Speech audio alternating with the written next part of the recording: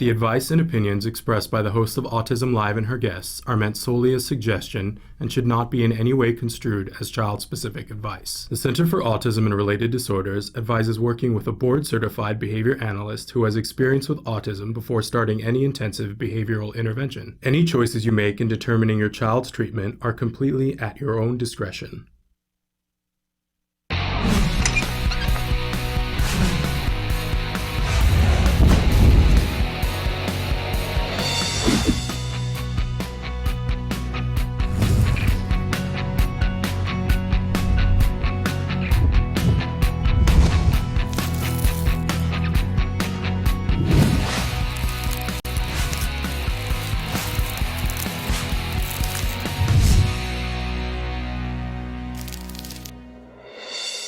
Good morning and welcome to Autism Live. I'm Shannon Penrod, and we are webcasting to you live from the Center for Autism and Related Disorders headquarters in Tarzana, California. And it is the beginning of the last week of our live shows for the year 2013. There's a lot of excitement here because our holiday giveaway extravaganza is just kicking into full gear.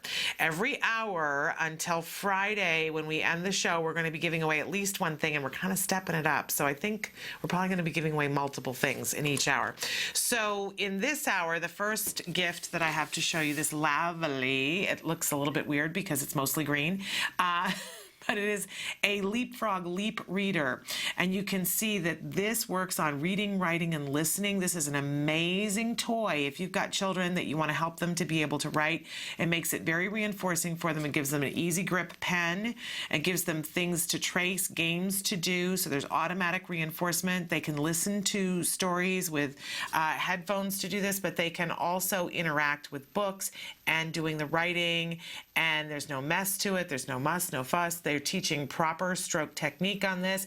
A really spectacular toy to give any child, but especially if you've got somebody who's just starting to write this and just starting to read, this is a spectacular toy. So this is one of the gifts we're giving away in this hour, and then the other gift is the Kids Bop Christmas CD. So two amazing things. This will help your child to get into the spirit of things, and we've talked before on the show about how great it is when they're hearing kids' voices sing. Sometimes it makes it more accessible.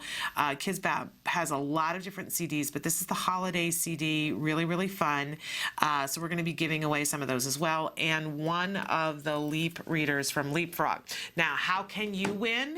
Let me just tell you that at some point during this hour, Emily will put a word or a phrase on the bottom of the screen. You'll need to write that down. No one knows when it's going to happen. You'll need to write that down, and then you want to email us by 7 a.m. Pacific time tomorrow. Emily's going to show you the address right there to email it to us. And in the subject line of your email, you want to make sure that you put which one of these items you want to win. If you really want the Kids Bop CD, put that. If you want to win the Leap Reader, put that in the subject line. Then in the body of the email, all you need to put is the word or phrase that was the correct word or phrase. And then we will pick one winner for the Leapfrog, and we have a couple of these to give away, so we'll be picking multiple winners, and we will email you and let you know tomorrow if you've won, and we'll be asking you for your mailing address so that we can get these in the mail to you before the end of the week. All right, so that's how you can win. Now in the next hour, we'll have different toys. Same rules, but you want to put different toys and different phrase or word or phrase every hour. So in any case, lots more to win this week. It's very exciting. The pile of toys on my desk just gets bigger, and the pile of toys that are in my office gets smaller and smaller. I feel like an elf again. It's a really cool, fun. I used to be, I was an elf at Macy's in Herald Square in New York City. One of the most fun holiday seasons I ever had. Really a tremendous, so I feel like an elf again. We're working for the big guy. That's a good feeling, isn't it? In any case, we are going to be with you live for the next 2 hours in this show, which we always hope to be interactive with you. So there are lots of different ways that you can choose to interact with us here from home. Emily's going to show you some of the different ways. I'll remind you that if you go to www.autism-live.com, that you'll see a desktop. On the desktop sits a computer. If you click on the little triangle there, you can be watching the live show or a recently recorded live show. But to the side of that is a long, skinny white box. And you can put your cursor there and just type away, hit enter, and it shows up here. There's about a 2-minute lag. So if you want to talk to a guest before they leave, make sure you write in early. I know sometimes that's tough, but you can do it. Many of you wrote in over the weekend. We're going to try to hit the questions that we can have answered by our guests today. We'll try to get to some of those because you wrote in some really great questions. But I want to remind you there are lots of other ways. Emily's showing you the different ways you can watch the show, the different ways that you can interact. And I'm very proud to be able to say to you that it's all free. Even writing in on the live feature, all free. You don't have to log in. Nobody's taking your personal information. The good news about that is you can ask any question and not feel like people know where you're writing from. You can write in and say, my mother-in-law is a really terrible person and says horrible things to me and my child, and nobody knows it's you, right? And you can maybe get some helpful advice from our experts and our guests here on the show. But the bad news is that sometimes you guys write things in and we'd love to interact with you and get back to you and send you something, whether it's information about where you can get help on that or a study or something along those lines. If you think that there's something that we're going to want to send to you, make sure that you include your email address or your mailing address so that we have a way of getting in touch with you. Sometimes you guys leave your phone numbers. All that's okay because we don't share that with the audience at home. I have a way of editing that out so we can preserve your anonymity, which I think is really important. And which brings me to my next point. I always like to remind you at the start of the show that I'm not an expert in autism, but I'm a parent. My son was diagnosed with autism at the age of 2.5, and he is now 10.5. And thank goodness I was able, through luck and happenstance and divine intervention, I think, I found out the things that I needed to find out for my son to get the very best of ABA that's available. We were longtime clients at the Center for Autism and Related Disorders. So when you hear me talk about them, you know it's because I'm eternally grateful to them because I got my child back. My child was very profoundly affected by autism and was exhibiting self-injurious behavior, and he had lost virtually all of his communication skills. And he is a chatterbug now and a very happy young man in a very typical 5th grade class with no support. And believe me when I say to you, I know how lucky I am and how grateful I need to be every day because I got access to what I got access to. And I like to remind you, it wasn't because I was smart. That's not why. And it wasn't because I had money in my bank account, because that for sure, if it had depended on that, I would be nowhere. And so if you're watching and you think, well, other people have figured this out and I don't know what the secret is, I'm glad you're here because it's a bunch of different secrets. I wish they weren't secrets and we're trying to make them not secrets. Ways that you progress, whether you're a parent, a teacher, practitioner working with a child on the spectrum, there are a bunch of quote unquote secrets. They're not really secrets, but there are things that give us help and hope to progress our kids' lives and to have them meet the goals that are important to them and important to us. But also, if you are a teenager or an adult on the autism spectrum, we welcome you. You have so much to say, to add to this conversation, and hopefully we'll be able to give you resources as well so that you can do the things that you want to do in your life, the things that are important to you. So, it's important to me to pay forward all the good fortune that we've had, and I know that if you are in a good place and you want to share that as well, you can. And if you're in a place where you need the help and the support, we want to plug you into that. So participate with us. That's the name of the game here, right? We all hold hands. I always like to say, si se puede. We can do this. We absolutely can. So in any case, having said all of that, we like to start our morning off every morning with something we refer to as the jargon of the day. This is when we take on one word, one phrase, one acronym, and we try to figure out just what are the experts talking about and what does this mean to us in our lives. I don't want to just learn jargon to know jargon, but if it can change the trajectory of my day and it can change the trajectory of my child, you betcha I want to understand it. I absolutely do. I just don't want to be overwhelmed by it, which is why we do it in a little itty bit every single day. And I see you guys learning these terms. I'm so proud of all of us because I don't know about you, but this wasn't on my agenda originally to learn a bunch of new jargon that had to do with Autism and psychology. Oh, thank you very much. Nope. That's like learning the insurance jargon that we're all learning now, right? Okay, so today's term is one of those terms that still I look at it and I go, oh, that gives me a headache. But but it's really useful to us. And you're probably doing this already, and if you're not, it's going to change the way you're doing stuff. Okay, so our term today is differential reinforcement. I know, don't you just want to go right now? I know, but it's good, it's good, it's good. All right, so let's take a look at what our actual definition is. Differential reinforcement, and I put on my reading voice.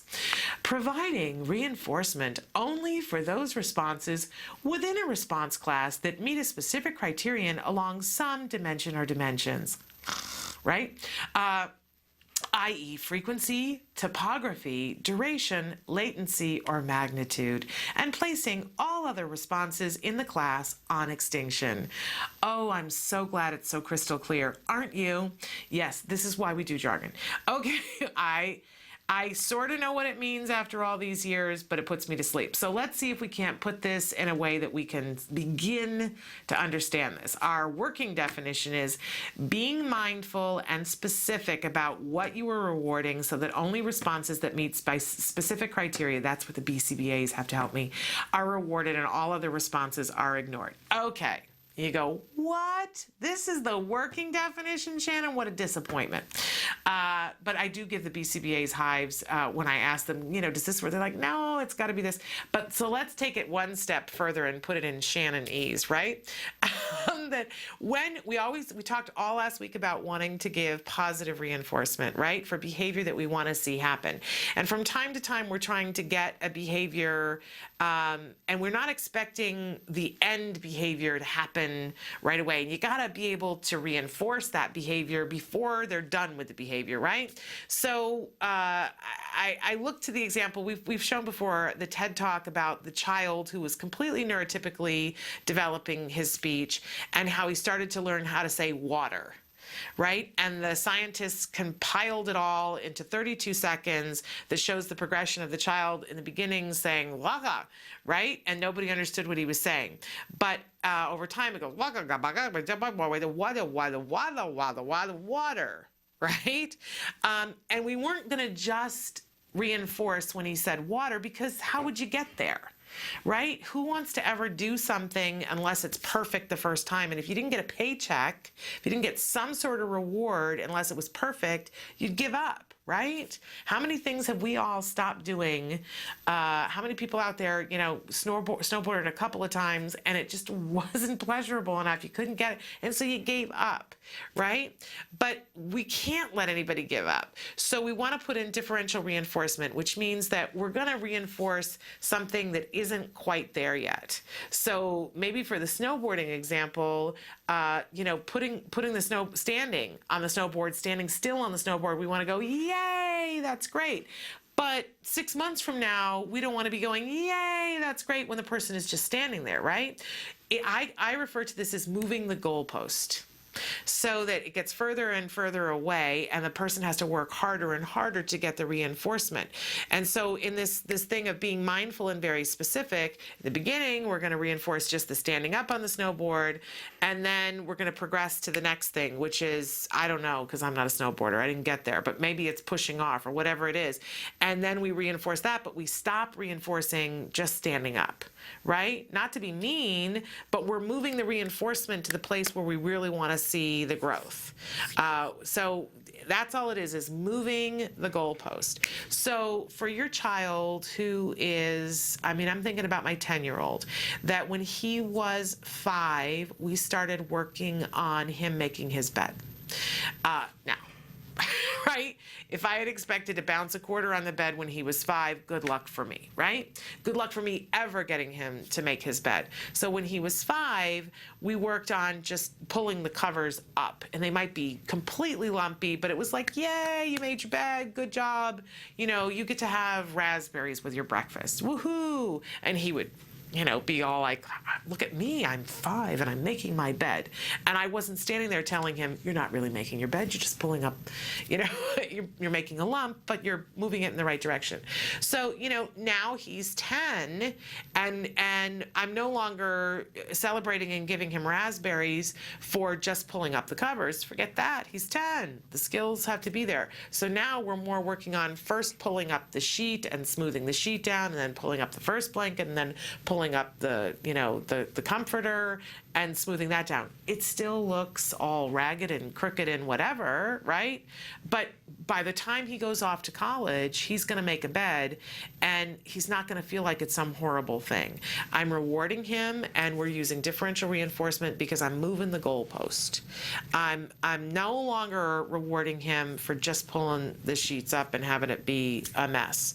So think of it as moving the goalpost, and we always want to be doing that with ourselves and with our kids, making sure that we're reinforcing, but we're not going to go back. My son's been potty trained for like 8 years now. I'm not going to go back and be like, yay, you went pee-pee in the potty. We've progressed past that. Okay?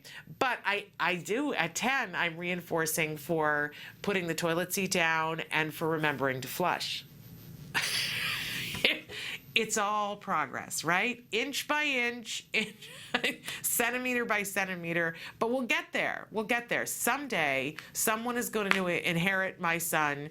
I hope somebody who just loves him as much as I do, and they will be thrilled when he can change the toilet paper on the toilet paper roll. And I hope that they remember to send me a thank you note for it, right? And he will enjoy doing it, because I'm remembering not to nag as far as that goes. It's everything else I nag about. Okay, it's all progress, right? A little bit at a time. Okay, we always have a question of the day for you.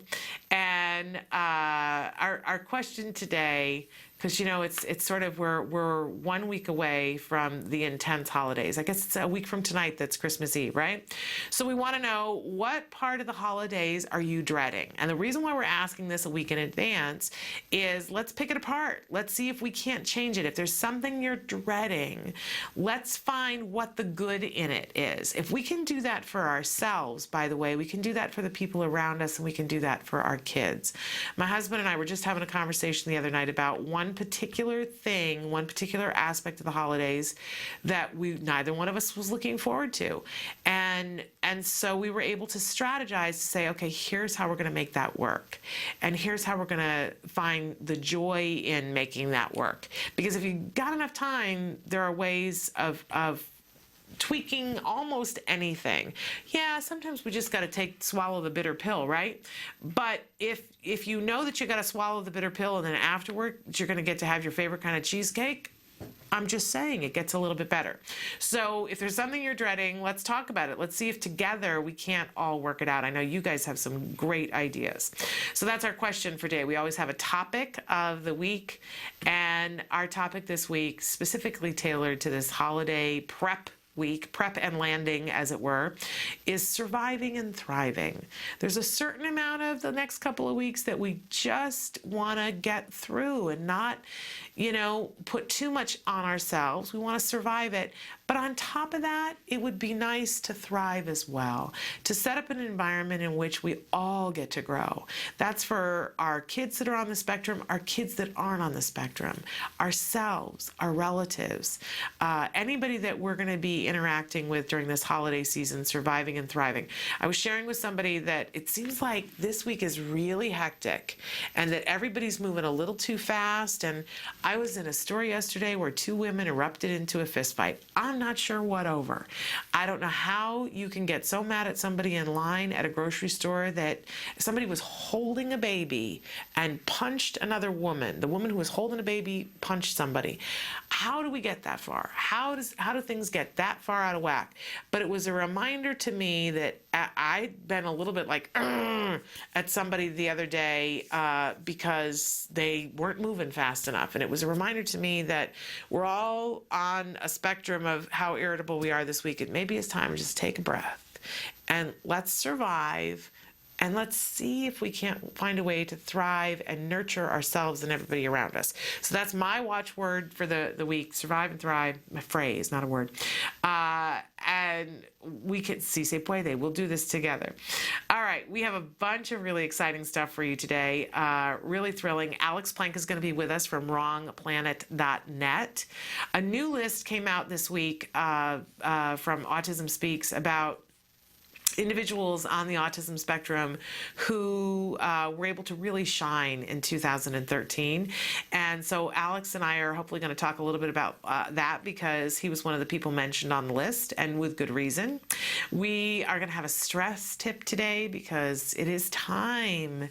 It is time for us all to take that breath. And then a little bit later on in the second hour, Matt Asner from Autism Speaks is going to be here with us. And we like to talk about hope when Matt is here. He's an autism dad and an autism brother, and he has a lot to say about hope, and that's something we can't hear enough about, right?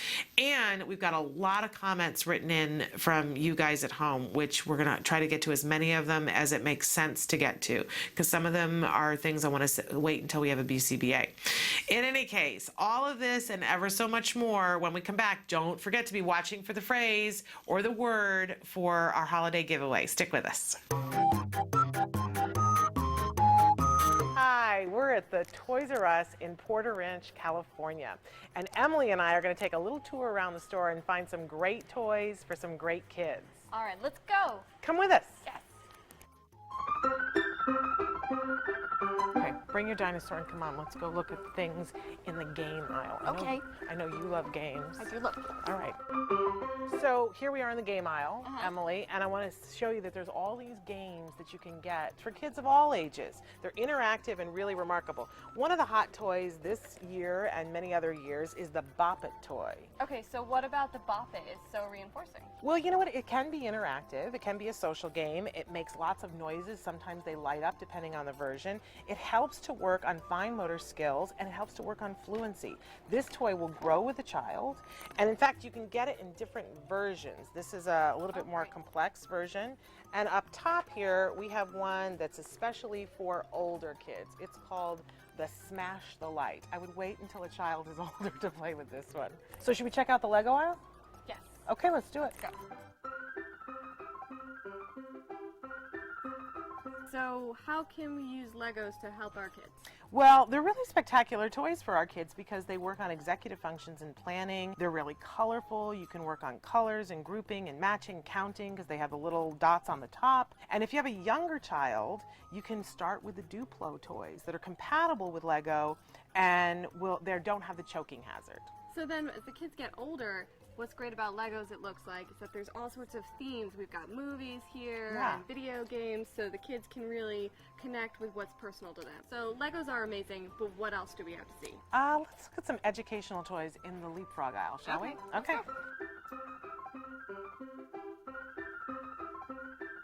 Okay, so what do you have here? Well, we're in the leapfrog aisle. This particular toy, very popular this year, is a Leap Reader. It comes with a little pen, and it tells us that we're going to read, write, and listen, all skills that we want to work on with a child. This pen that's in this box, you can put it over different pages in the book. It will read aloud to the child. They can trace their letters. It reinforces them for doing a great job. It's a really spectacular toy for our younger kids that are working on reading, writing, and listening. This looks like a lot of fun and a really great way to help our kids learn to read and write. Absolutely. What else are we going to play with today? I think we should take a trip down the functional pretend play aisle. This is where you're going to find all the things that are like real, but the toy version. So I've got this lovely set here that's all fresh vegetables, so I'm teaching nutrition at the same time.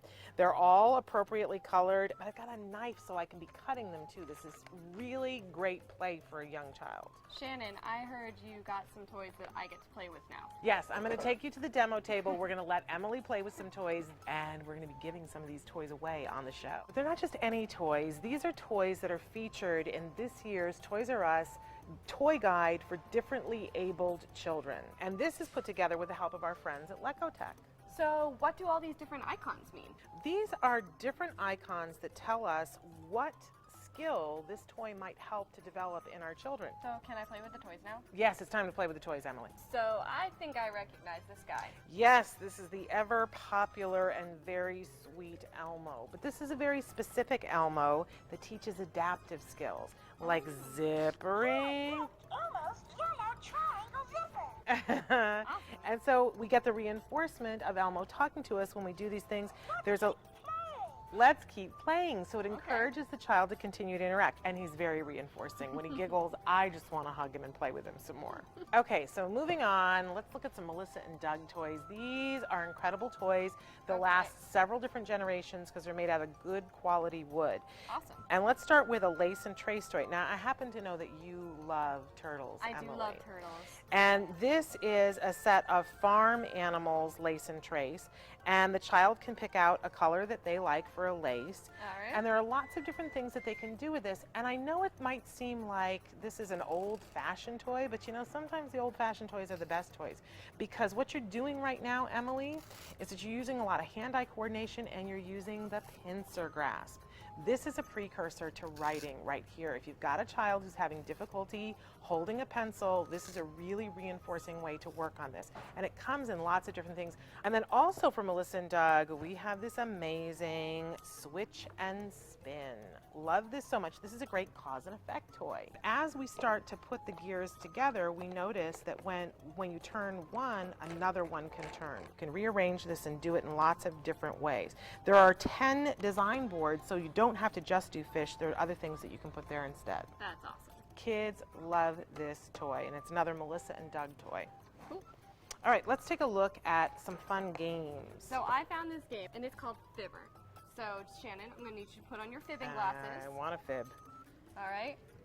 So this game is totally reinforcing, and it helps our kids to work on lying. Yes, and that's something we really, I know it sounds strange, but we want to work on that because being able to tell a lie is something that helps with safety issues. And also being able to tell if somebody else is lying is a really useful life skill. What you need to do is get rid of your cards without trying to grow your nose, kind of like Pinocchio. Okay. But if you get caught, And so eventually you can have a whole string of noses attached to the end of your nose. Very colorful. Again, we can be working on the colors.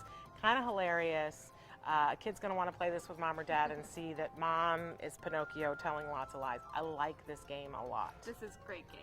We've had a really great time at Toys R Us, and all of the toys that you see here on the table we're going to be giving away on the show. So stay tuned to find out how you can win one of these great toys. Welcome back.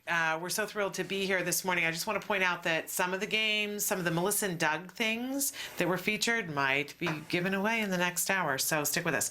But so thrilled this morning that we have with us Alex Plank from wrongplanet.net. Welcome back to the show, Alex. Thanks for having me back. So thrilled to have, this is our last show with you for 2013. Is it? It is. I didn't even know that. And I wanted to take a couple of minutes at the top of the show here to talk about this list that came out from Autism Speaks. The title is 10 Amazing Individuals with Autism Who Shined in 2013. Okay. And in this first paragraph here, they mentioned someone sitting next to me. You are mentioned on this list. And you're somebody who has done so much in the field of autism, but in particular this year, what you are noted for, because besides forming wrongplanet.net, for being the consultant for FX's show, The Bridge. How do you feel being on this list? Well, it's great to be on The Bridge, and I'm really happy to have been the consultant on the show, and I'm looking forward to working again this coming season, season 2. It's going to be fun. We're thrilled to see what's going to happen with the main character, and you consult with them about her and all the behaviors that she does, and you've gotten so many different reviews that have come out and talked about how responsibly this is being portrayed. It's been amazing how great the response has been in the media and in the autism community. I've been really proud of what we've done. You should be. I mean, it's very far-reaching, really remarkable. And of course, Carrie Magro, who is a friend of both of ours, is also mentioned. But then there are 10 other individuals on this list that we're gonna be talking about for a couple of seconds. Anything jump out at you, though? What was exciting to you about this list? Well, you know, I just think it's great that people on the spectrum are being honored for the accomplishments that they've had, and it's. I mean, they stand on their own. I mean, with or without autism, these are amazing accomplishments. Absolutely. I mean, this girl Alexis won Miss Montana. You know, it's not an autism thing, you know. So it's remarkable, great, yeah. and I love that they're being lauded for their accomplishments. But I also think it's spectacular for those of us who have younger kids. They're role models to see. Look at all the things that you can do, and there's everything under the sun here in this list of 10. I also know Rio, the Shoal Shaka. He's an amazing rapper. I know him personally, and I've been involved in productions that he's been on. And so. It's really a truly amazing list. So we thank Autism Speaks for putting this out. You can find it by going to autismspeaks.org. It's in their news section. The title is 10 Amazing Individuals with Autism Who Shined in 2013. We're going to take a break, and we're going to come back and talk specifically about some of the different people on the list. And one who really jumped out at me this morning that has a connection to Alex that Alex didn't even know until I told him. So we're going to talk a little bit about that after this break. Exciting. Very exciting.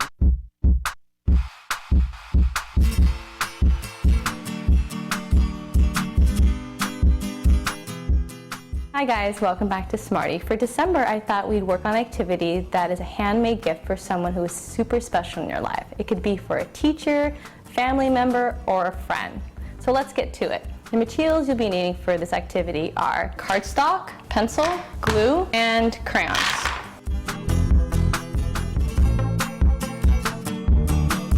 This activity is making a monogram letter filled with crayons. This activity is great because it works on one, the pincer grasp, and also planning ahead since you're going to be having to break the crayons to fit the inside of the letter. So to begin this activity, first things first, mom or dad or guardian is going to have to draw out the letter for the kid.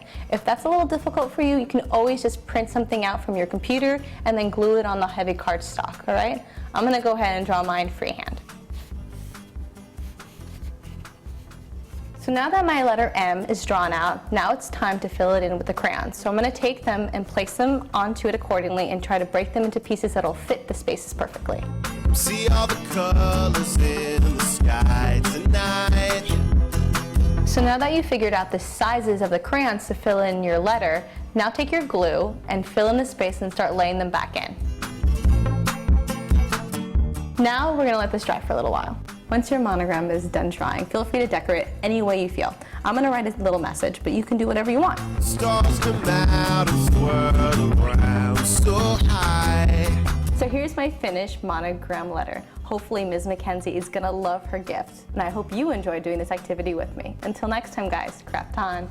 Bye. When you see me flying by your side. Welcome back to Autism Live. I'm Shannon Penrod, and I'm here with Alex Plank from WrongPlanet.net. And somebody just wrote in on the live feature and said, I love Alex's addition to your show, Well, Shannon. I'm glad to be an addition of the show, and I'm glad that people appreciate it. I am glad that you're here, too, and I appreciate you being on the show. So I think you're a remarkable individual. And Matt and I were talking about how we really enjoyed being on the show together and how we were hoping that we could do that again today. All right, well, let's, we were supposed to be having a second guest today, but my understanding is that person isn't coming, so there you go. Perfect. We'll see how that shakes down. But in any case, we've been talking about Autism Speaks came out with recently the 10 amazing individuals with autism who shined in 2013 list, and we mentioned that at the top of this, you got a mention about the fact that, because you've been somebody. Right, I've been a consultant on the bridge. I've done a lot of stuff. You've done a lot of stuff, and so it's more than an honorable mention. It's about how you continue to lead the pack. But they added 10 new people to this list. Really amazing, and a varied group of people, different ages and different interests and different skills. And of course, everyone who deserved to be on the list is not there. Well, of course. And they ask, are there people that we didn't include on this list that you'd like to see on this list? But I thought it was awesome, some of the different people, and some of the things that I wasn't aware of.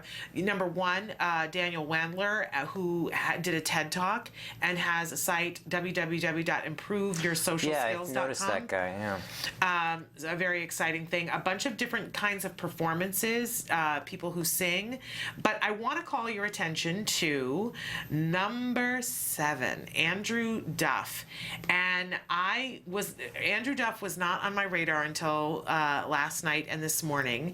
He's got a video that's out called Where Are We Now? Andrew is, I think he's 23 or 24 now. Had an autism diagnosis when he was young and had intensive ABA. And as he describes it, he got better. And he is well aware of the fact that a lot of kids... Well, I think that's pretty common that you get better. Well, I think when you get help and support, you do. Yeah. But there are individuals who don't get the help and support that they need. And I think that that's I'd criminal. say that is something that everyone needs to get. And unfortunately, that's not always the case. But I think what's interesting about him is that he's an actor on the autism spectrum. Well, kind of a new and slightly in the beginning reluctant from my understanding, but there is an article. Oh, have I clicked on things? I think you're playing some videos. No, you can pause that. I was trying to bring something up, and so I'm sorry. There we go. So I was going to say that, that he's involved in this play that I've helped with, and yes, because I know that both the playwrights, and they're very good friends of mine, and they've consulted with me for this play, and consulted also with Jack Robeson, my friend. Well, this young man, though, as I was reading up about him this morning, he was somebody who was in a place where he was struggling a little bit. He was like, well, great, I've gotten better, but how does that translate into the rest of my life? Because I got a lot of frustration. I don't know what to do with it. I don't know how to get employed. I don't know what to do with my life. Isn't it thrilling that I'm better, but where do I go from here? And where he went from there, he found wrongplanet.net. And he talks in an article that he wrote for Autism Speaks about how influential wrongplanet.net was for him. Yeah, I see that. That there was even a desire to, at some point, write into wrongplanet.net. And through wrongplanet.net, he connected with your friends and is now involved in playwriting, and it's been this really life-changing thing for him. Well, I'm very excited for him. Well, I kind of want to introduce the two of you. I think that this is very exciting, and I think that... Sure, that would be great. I would love to be introduced to him. And so I reached out to him this morning, and we'll hear back, but I would love to be there and see the two of you meet, because I think it's amazing what you do, wrongplanet.net, and I think that there are probably many instances like this where you have helped somebody change what's happening in their life, and you don't even know it. Well, and sometimes I do know it, because I get a lot of emails, and people they send me an email and they say, listen, I was lost and didn't know anyone with autism, didn't know where to go. I was depressed, didn't have any friends, and I couldn't find anyone like me. And then they find the site, they find a community, they gain that self-esteem, and eventually become successful. Well, and I think that, obviously, people now, there's more diagnosis of autism, so there's even more people out there that you can connect with. That know about it, at least. Well, I've been weeping all morning long, and so now is no different. But I watched this video, and if I want to encourage people, and we're going to see if we can get Andrew on the show, or Duff, as he calls himself now. But you should get the playwrights on there. Absolutely, but I think that's still in progress. What they're working on, right? Yes, this is square peg, round hole. Still in progress, for sure. But in any case, people can watch this one-man performance that Andrew Duff did a year ago on YouTube. If you search Andrew Duff, Where Are We Now? I sat and cried my eyes out this morning and have not been able to stop, because it was just... it was hard, it was painful. There were parts of it that were really hard as a parent, but it was so hopeful, so hopeful.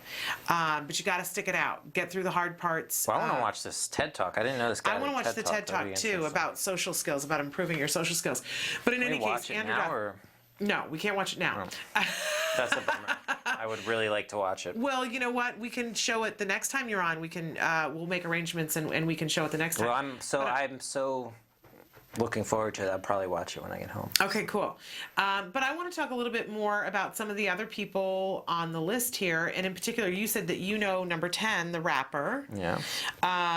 And we talked a little bit about Miss Montana. I know her. Those are the only two I really know. And so the rest of these, it's got to play the drums with the New York Jets Aviators drum line. Really, really amazing. That's amazing that he's 6 years old and plays piano that well, you know? And Christopher Duffy, who we've actually reached out to Christopher Duffy's family, and I want to make Duffley's family and make sure that we can make arrangements to have him on the show. He's a little boy with autism who also happens to be blind, and he is an amazing singer. Just an absolutely amazing, as they say, he will take you to church, this young boy. Truly, truly amazing. So an incredible list, which you are leading the pack of. So anything you want to add to this list? No, nothing. Who would at you all. put on this list that isn't there? There's so many people that I put on this list that I don't even want to go through it because I would definitely You'd be miss afraid to someone. leave somebody Well, I out? wouldn't be afraid. I would be certain that I would leave someone Okay. off, and I can't do that. Well, WrongPlanet.net should put out its own list for That's the a end good of the idea. year. Let's It's do a it. great idea. I love that. I'm going to All do right. it. Okay. Let's do it. All right, you heard it here. We're going to take a break, and we're going to come back more with Alex Plank after these messages. Stick with us. So the holidays are fast approaching, and you might be looking for a fun cookie recipe you can make with your kids. Well, thankfully, Breads from Anna has given us a great sugar cookie recipe that we can make that's gluten-free. So let's get started. Here's some of the things you'll need. For the dough, you'll need 1.5 cups of vegetable shortening, 2 cups of sugar, 2 tablespoons vanilla extract, 1 tablespoon almond extract, 4 eggs, 3 cups of Breads from Anna dairy-free flour, 2 cups potato starch, 2 teaspoons baking powder, and 1 teaspoon of salt. And for the icing, you'll need 1/2 cup of shortening, 1/2 cup of butter, 1 tablespoon vanilla, 4 cups confectioner's sugar, and 2 tablespoons of almond milk. To start with, we're going to just mix together our liquids. So we've got our shortening, eggs, our vanilla, and our almond. And we're just going to go ahead and cream these together.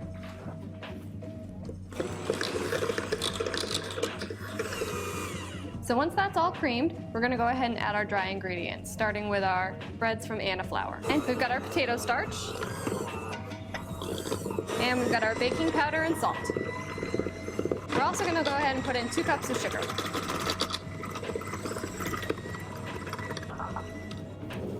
All right, once that's all blended together, we're going to go ahead and cover this and chill for about an hour or overnight in your fridge.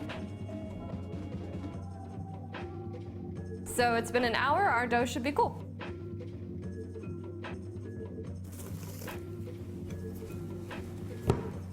So we're going to try to roll this out to about 1/2 inch to about 3/4 inch in thickness. So while I'm rolling out the dough, I've preheated the oven to 400 degrees. And I have a baking stone preheating in the oven that I'm going to set these on. But if you don't have a baking stone, that's okay. You can just use a cookie sheet with parchment paper. Now you're going to take your cutter and just cut out all your cookies. All right, so I'm gathering my cookies, my little dudes here. That's good. Let's go ahead and put these in the oven. And these should be good to go in about 6 minutes. So while our cookies are baking, we can go ahead and start making the frosting that we're gonna use once they're done. So we're gonna need our shortening. We're gonna go ahead and add our butter. We're gonna add our vanilla. We're gonna start to blend this. Okay, so once we've creamed these together, we're gonna go ahead and add our sugar just a bit at a time.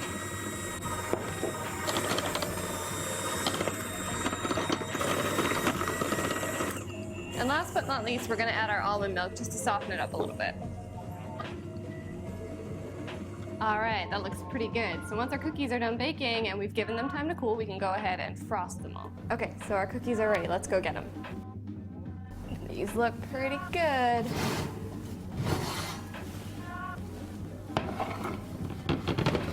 Now's the part where you get to be creative with your kids. Feel free to ice these in different colors, with sprinkles, however you want. We've got our cool cookies here, our homemade icing.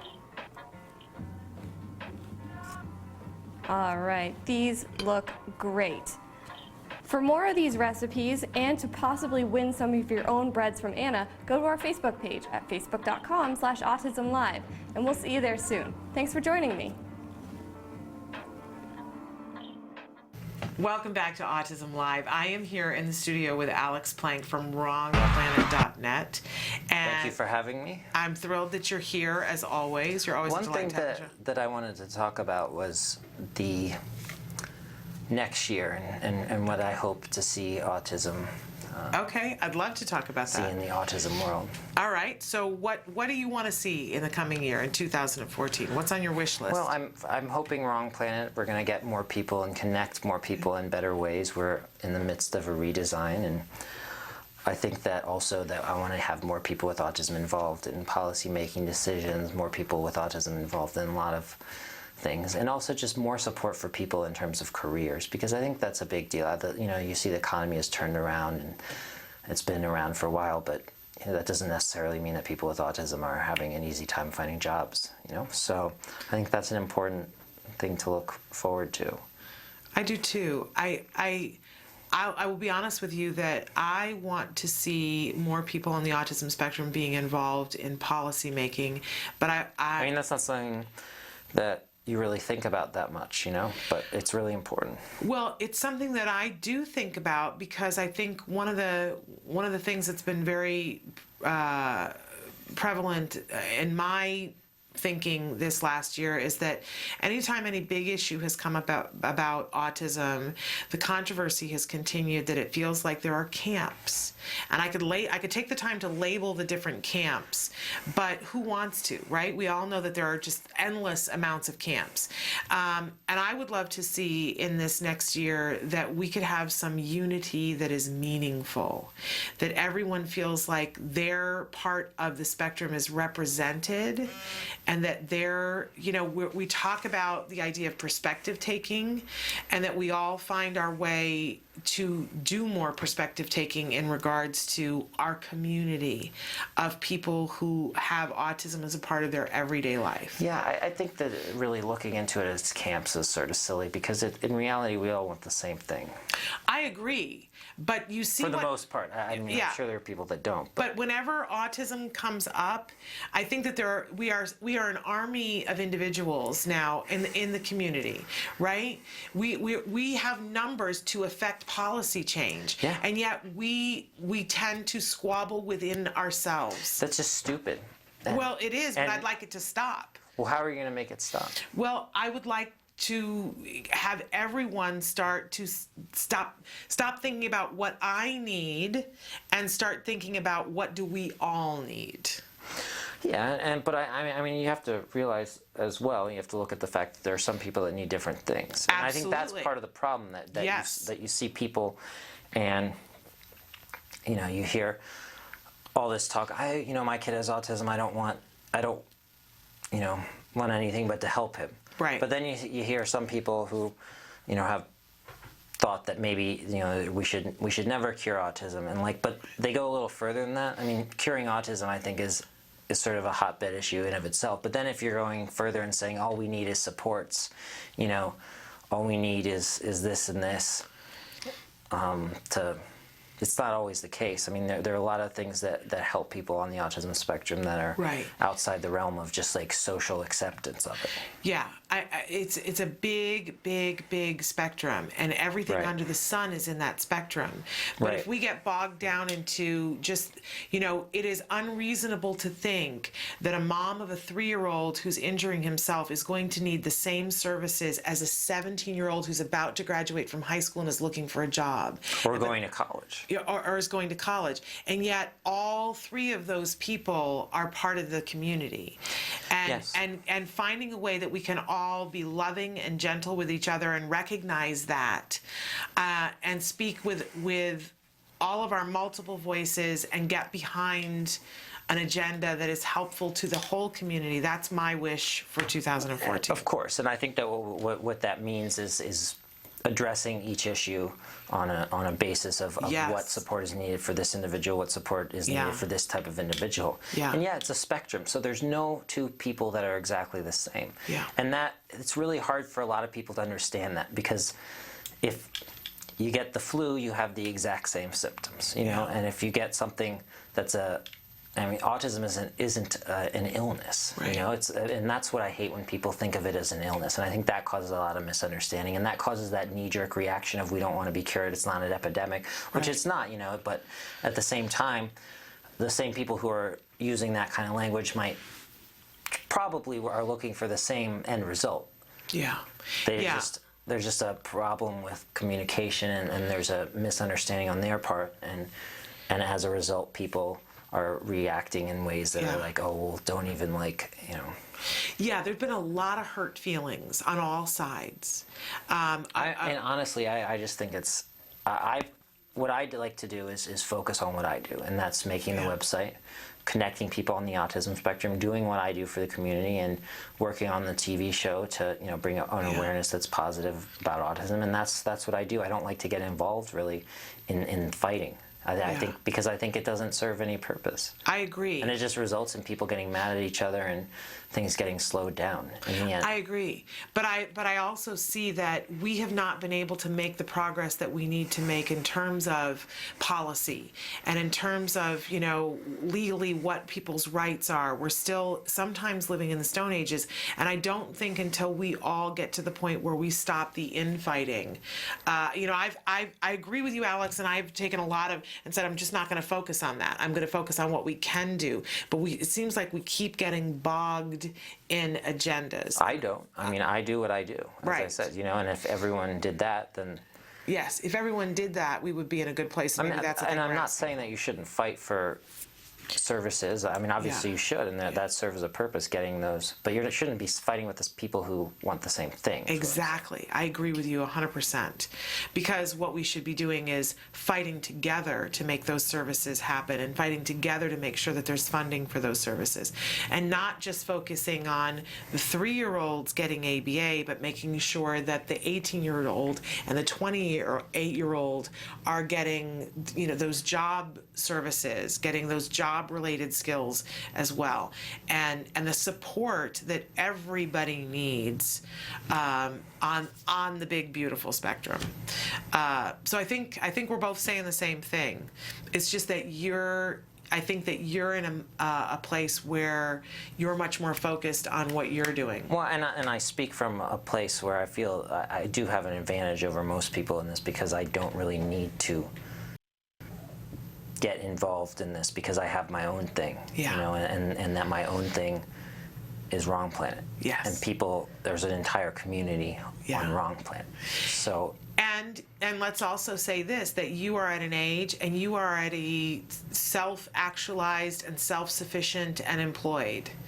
And that is an amazing, not to say that you don't have dreams that you're still pursuing. Of course. But I mean, I do. I'm definitely not at a place right now where I hope to be in 10 years. I'm continually trying to improve things about myself. I'm continually trying to learn. Yeah. And I think that's a kind of mentality that's very helpful for people on the autism spectrum and parents, because to treat it as a project instead of this desperate need to find a result. You know, it's you do all the things that you can do to get to that goal, and you don't look at the outcome as like make or break. If you're not getting there, you try other things. It's a project. And people get frustrated, and it's because they don't view it as a project. They view it as, I want this to be fixed now. When it's not even broken, it's just something that they're trying to improve. Everyone can improve themselves. Yes, and that's absolutely true, and I don't mean to take anything away from you in terms of that, because it's amazing what you've been able to accomplish. But would it be safe to say that you are in a place in your life right now where, you know, the only thing you're striving, but you don't have to fight? There is no fight for you right now. You're in a good place, and you know that you can accomplish whatever you want to if you just put energy behind it. But see, that's been my mentality even when I did need to fight. So, I know that 100%. So but what I always say, I want to meet your mother, because I want to talk to your mother and say, what did you have to fight for so that Alex had the right to feel the way he does? Because as a mother, well, obviously when I was in school, like as a kid, and I was still a kid, I wasn't in a good headspace. Well, but you know, and everybody goes through that. But as a mom, I Well, still I mean, feel not like I everyone. have so much to fight for my child and so many other children so that they have the ability to feel the way you feel. That's what I want, is for my son and for every other child who's on the autism spectrum to feel like they can do whatever they want, that nothing is standing in their way. That's my wish, that they could feel that. And you do feel that way, and that gives me hope. Well, I'm glad that give you hope. Yeah, because everybody should be able to feel that way. But I think the reality is that the vast majority of our young people on the autism spectrum don't yet feel the way you do. And that's what I want to work to change. Yes. And it's just that mentality really that helps you. I think the mentality does Succeed. help. I think some other people getting out of your way help as well. But the mentality is, I think, the first step. Mm-hmm. It's hard to develop that mentality, though, without the results, you know, to be okay with the fact that it's not working yet. Yeah. And just trying to continue to do it, because you want to, you know, it's human nature. You have an urge to give up when it's not working. Well, we did our jargon today, which was about that exactly, about people have to feel some sort of a reward as they're doing things, as they're striving to be where they want to be. But what I'm saying is that you don't necessarily get those rewards, and you need to be able to do it without those rewards. Well, but I'm sure that there was something along the way that spurred you on. Was it just the mere promise of the reward, or what helped you to work through when things were really hard? Well, I had this goal, and I stuck with the plan. That was the... And at some point, did somebody teach you that if you stick with a plan, you can achieve the goal? How did you get that perseverance? I don't know. I mean, I just sort of innately understood the concept of working towards something. I want to talk to your parents.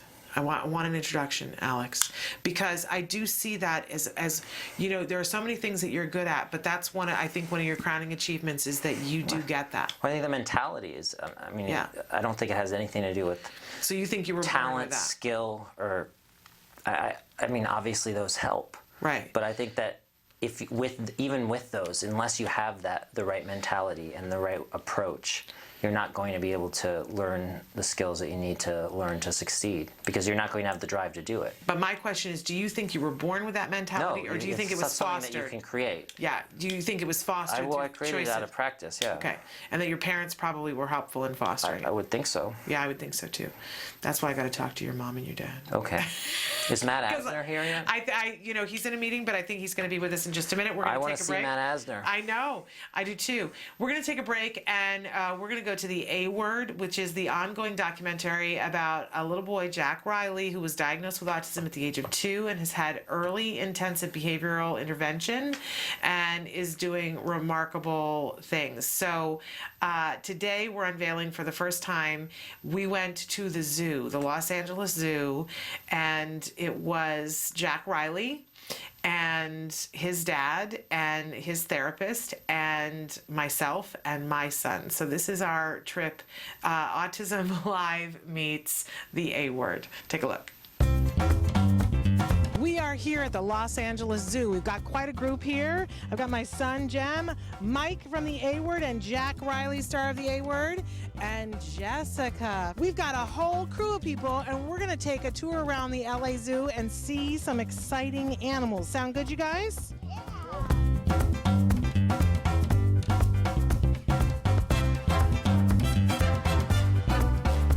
What are the safety rules, though? Who do you have to stay next to? Daddy and Dad.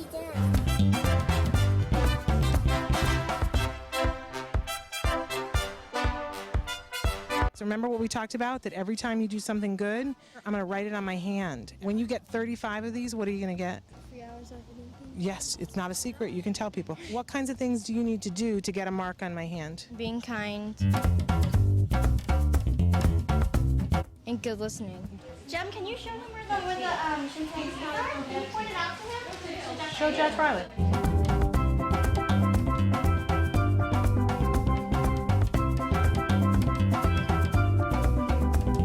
Tell us what your responsibilities are here at the LA Zoo. I am the manager of volunteer programs at the Greater Los Angeles Zoo Association. I oversee the docents, the student volunteers, the general volunteers, and community service volunteers. Give us an overview of what kinds of things people can see at the zoo. There are lots of animals to see. We have a lot of endangered. We participate in a lot of conservation programs, and we offer a lot of education programs for our community, for school groups, for members, special needs. What kinds of accommodations can you make when somebody has specific issues? We have our special needs outreach program, and where we have a van that goes out into the community, and we bring a handful of animals to facilities that can't quite get to the zoo. So that could be a school, that could be a retirement community, that could be a hospital, and there are some courthouses that we visit as well. And we bring a couple animals, and we talk about them, and it's kind of a fun experience. So that's our outreach program. And then on grounds, we also have tours, and we offer special needs tours for people catered to their needs. We have our petting zoo, so you can go and you can pet some goats. We're here with from Autism Live, and we were wondering if you could tell us what it's like to be a goat in the zoo. Really? And we have our condor rescue zone, so you can go in and pretend you are a condor, or you could be a biologist, or you could be a vet, and it's kind of fun. Thank you for all the work that you do here and for making it accessible for all of our kids.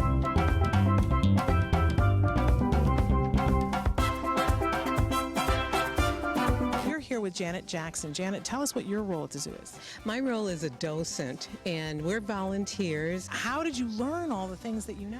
Well, that's the great thing about the Los Angeles Zoo. We have a special docent program. It's one of the most stringent ones in the country. Actually, it's UCLA accredited class. Well, it added so much to our visit to the zoo today. So I thank you for all your knowledge and all your giving to the community. Well, thank you, because I had a special needs child too, and I think it's so important that they interact with animals, and that helped my son when he was going through so much trauma, that we saw that he was able to grow and to expand a little bit, and it just helped us as parents because we had a tool to use, and we saw the love and the care that he was able to bring out just by touching animals and being around animals, because there is no judgment there. Amen to that. Well, thank you for paying it forward, because you are. I definitely saw you doing that today. Thank you so much. Thank you for being here.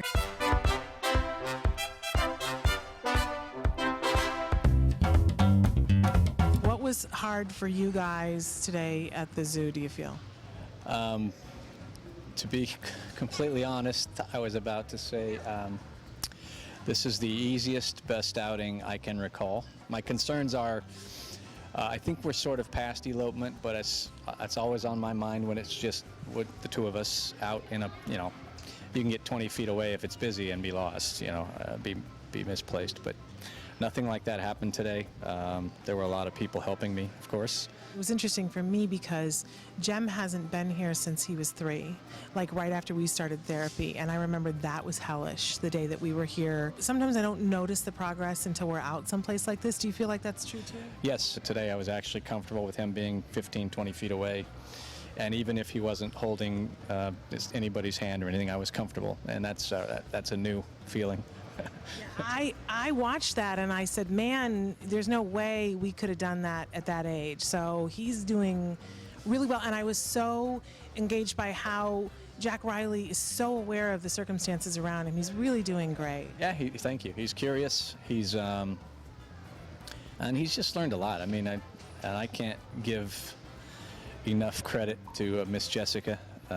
No disrespect to any of our other therapists, and she's been with him for the whole time. So that's a constant in his life, and I dread the day when she's not. It's always amazing. We had our rock star on our team. There's always one therapist that just becomes a part of your family forever. What would you say to parents who are afraid to do it even with an aide? I understand your fear, because I've always had it. But sometimes they surprise you. I know it's called a spectrum for a reason, and my son is not like any other son or daughter, and so I can't advise you on what may or may not happen. We were always worried about transitions. They're getting better because we do it, and explain what is expected before you get here. That was a hard lesson for me to learn. But every time I don't explain to him the expectations, I have more problems. I have more transitional issues. But when he knows what transitions he's going to face that day, he handles it. So my advice would be, talk it out, but come do it, and come again, even if it's a horrible experience, because it might be. You got to do it the first time before you can do it the second time. So I think in general, I mean, you know, I explained the expectations here and we carried it out of my hand. I agree with you. It's super duper important. I think it's good for us too, because then we know what we're expecting too. And they've engaged each other a little bit, which I was very happy to see. Thank you so much for coming and doing this play date with us. We had a really great time. Well, thank you for having me. I enjoyed it, and it's just a great experience. I can't wait to tell my wife how well he did. So. And let's do it again sometime. Okay, anytime. Okay.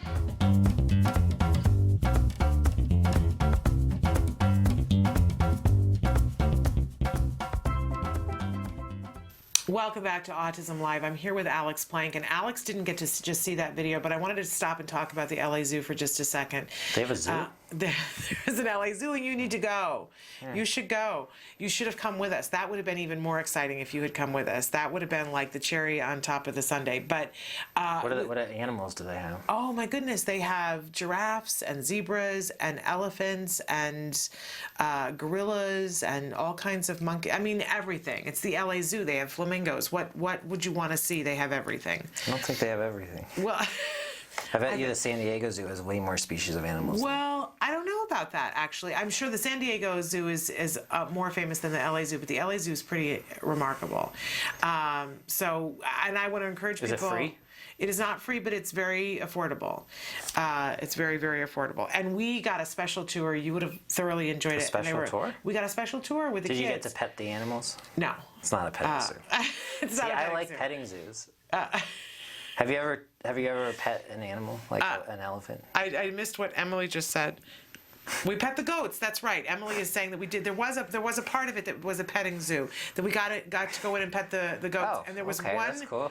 And there was one goat in particular who I started to interview because anytime we would walk away, the goat would start making all of these horrible noises. And if we'd interview somebody a little further away from the goat, it would make noises like it was being strangled.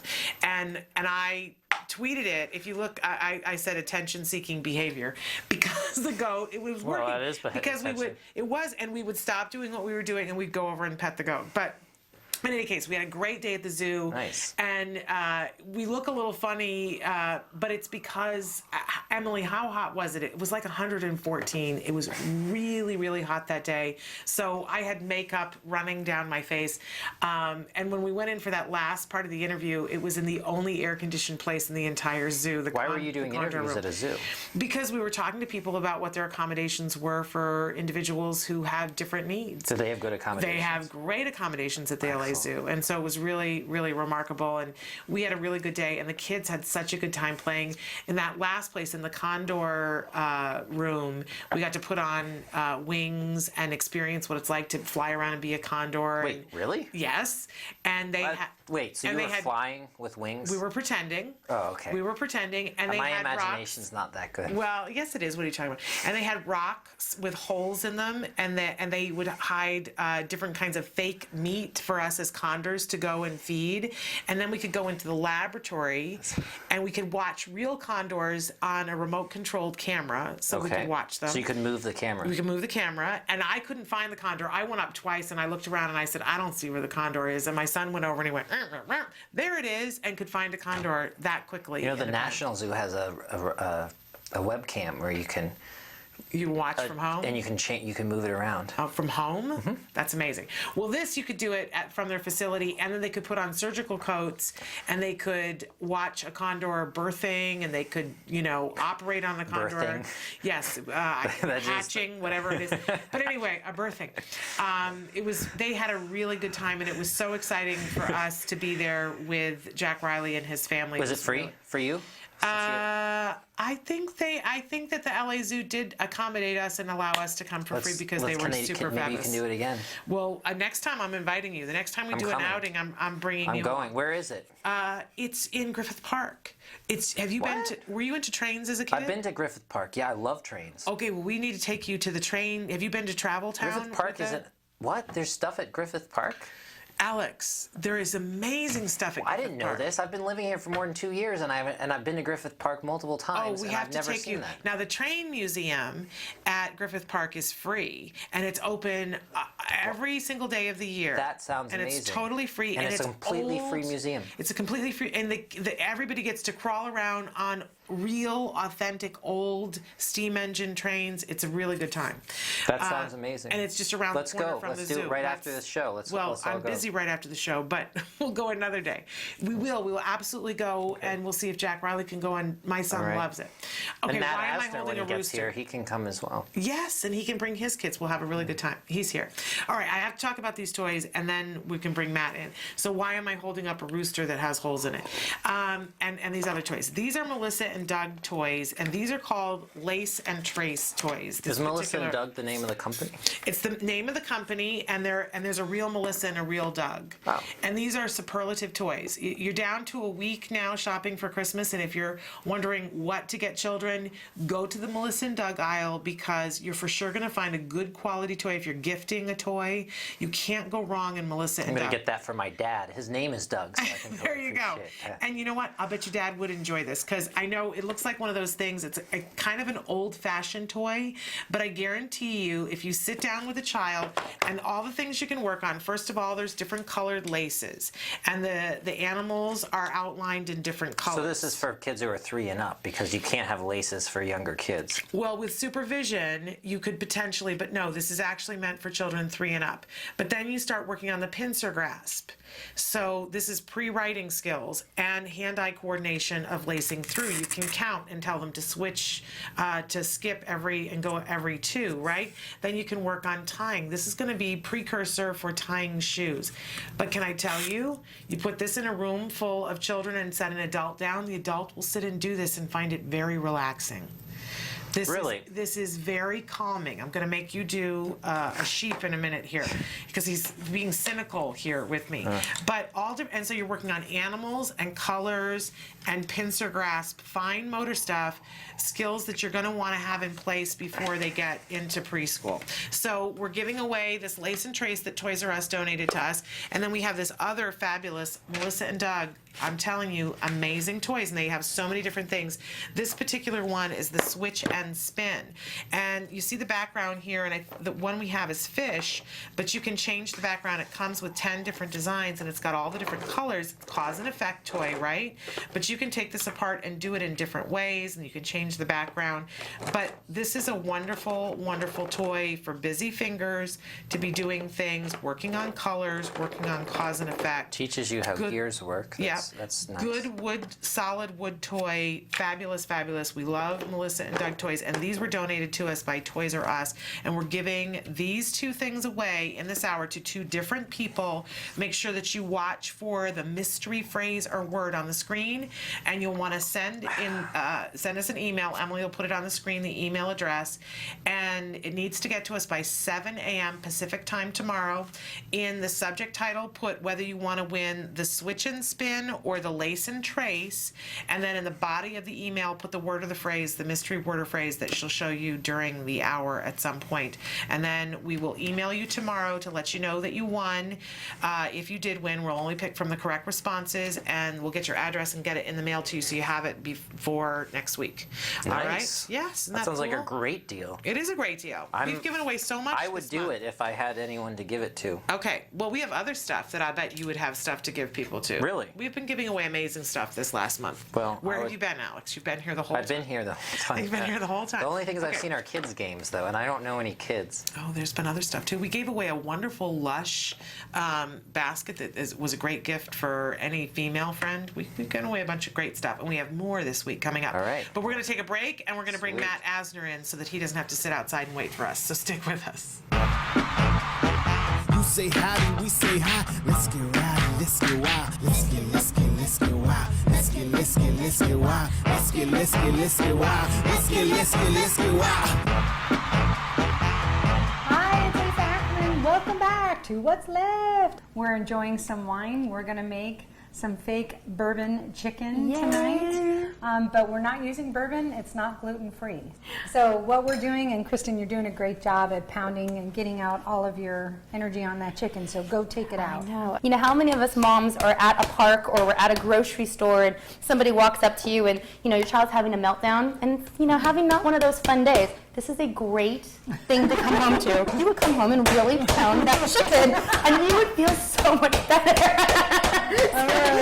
So basically, it kills two birds with one stone. You're making a great meal for your family. Yes, and you're feeling great. You're feeling better about that jerk who said, why can't you get your kid under control? Absolutely. Awesome. So the first thing we're going to do is we're going to take all your pounded, aggressive chicken and start to saute it in the skillet. And I'm just going to add a little bit of my grapeseed oil. So I'm going to go ahead and just put this in. We love the way we're going to just try to brown this up and cook it a little bit. Just a little bit of salt and pepper on top. And we're just going to go ahead and brown this. Great, Kristen. Great job. I think we're almost all brown here, so I'm going to get your help over at the cutting board, if you don't mind. The cutting station. The cutting station. We're going to cut this in about 1/3 slices. You go chop it up. Okay. I'm going to start on the sauce. Okay. We're going to take the orange juice, water, and add that in. And I'm going to measure out the fake soy sauce, 1/3 cup. Add that in. Take in your ketchup and your brown sugar and go ahead and put that in. So in here is the red pepper flakes and ginger, so we're going to go ahead and add that in. So in the red pepper flakes, if you've got a kid that's really sensitive and doesn't like to bring a lot of heat to the kitchen, you can definitely omit that. That's not a problem. And then my favorite, as much garlic as tolerated. And the last thing that we're going to do, and as we get this heated up on the skillet, is we're going to pull this in, thicken to the sauce, and add in the arrowroot to thicken it. So we're going to go back to the frying pan. Woohoo! And put in our sauce, and we're going to bring it to a boil, and that's when I'm going to add the arrowroot. What arrowroot does for everything, like when we're baking with gluten-free flours, this adds kind of the oomph to hold it together. Arrowroot is also a great sauce thickener. So let's go in and add the chicken. Thank you again for helping get this all together. I made extra sauce because I'm a saucy girl. So we made a really nice meal here tonight. We're talking just the right flavors, right texture. So I'm going to serve you up to what we're going to have for dinner, if that sounds good to you. Yes! So I always love coming over. So what we made over here is just really some, what I call my dirty rice, and it's just some of the really nice different spices. I use a little red pepper flakes in that as well, beaumont, parsley, and just salt and pepper. It's really simple. And some of my favorite, which is zucchini sauteed. So I'm going to just go ahead and serve you up, and you can get to be my guinea pig once again. I will always be a good guinea pig anytime you cook. Bon appetit, my friend. Thank you so much. And thank you for joining us at Autism Live. Kristen, I had fun with you today. I always have fun. Thank you. It is. It's great. And we had fun with you, too. And if you have questions or want to see us cook some more different dinners, just email us. You can email us at autismlive@gmail.com or go to Facebook, facebook.com/autismlive. Or Taka Now. Taka's got tons of recipes, over 2,000 recipes ready for you to come and explore and have some fun. And thanks to Holly for this great bourbon-free bourbon chicken. And we'll see you next time on What's Love. Bye, guys. You say howdy, we say hi. Let's get rowdy, let's get wild. Let's get wild. Welcome back to Autism Live. So thrilled that I have in the studio with me two remarkable men. We have Matt Asner from Autism Speaks, and we have Alex Plank from WrongPlanet.net. And you both have very interesting connections to the spectrum. Yes. You want to share what your connections are? I have a son who's 11 named Will on the spectrum, and I also have a brother named Charlie who is 27, I think. Wow. Yeah. And you also... I'm 27 too. You are? Yeah. You guys should get together. Yeah. He's an interesting guy. That would be a fun and interesting thing. But you also... I would like to be there when you get together, actually. That would be very exciting. Yeah. And you also hold a position very high up in Autism Speaks. Also the executive director of Southern California for Autism Speaks. A remarkable thing. And Alex, do you want to share what your connection to autism is? I think everyone knows, right?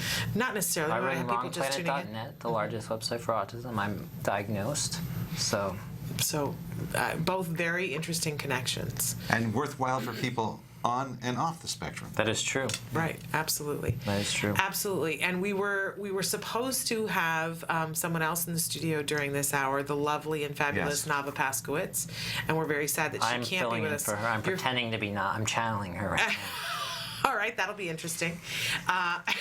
And Nava, unfortunately, wasn't able to be with us this morning because she's busy being a superlative mom. Yes. And if there's a reason to miss doing something like this, in my book, the #1 reason to miss doing something like this would be to be a superlative mom. She had a great excuse. Yes, she said carpool snafu. Yeah. And we've all been there and done that, and we can relate to what that's like. But we look forward to having her on at a different time. She'll come on in January. Okay.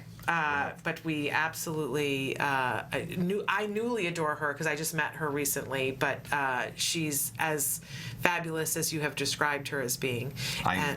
She is fabulous. She is fabulous. She's all kinds She's remarkable. of She's absolutely remarkable. Well, thank you. Yeah, you're welcome. Because you're channeling her, I get it. I am. Okay, so, but I was at least a little bit prepared today to talk about surfing with kids on the autism spectrum.